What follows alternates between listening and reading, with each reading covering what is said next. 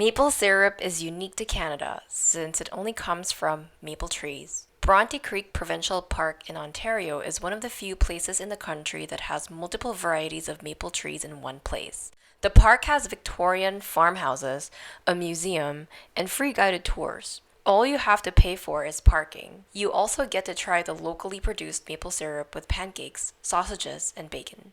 We hopped on a wagon that took us to Pancake House.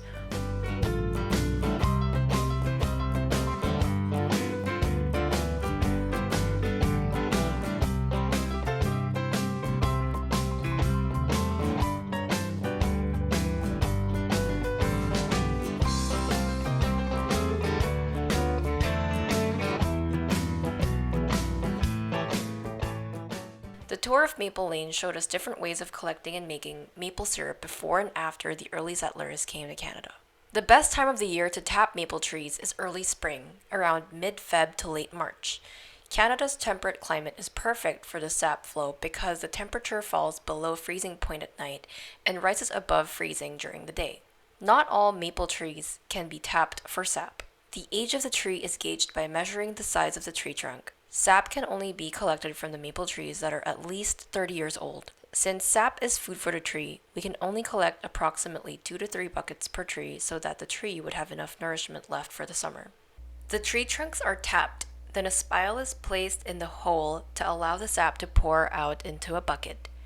Raw maple sap is a clear runny liquid. It is then boiled at approximately 104 degrees Celsius to evaporate the moisture and increase the sugar content without burning the sugar. It becomes darker and more syrupy as the sugar content increases to 66%.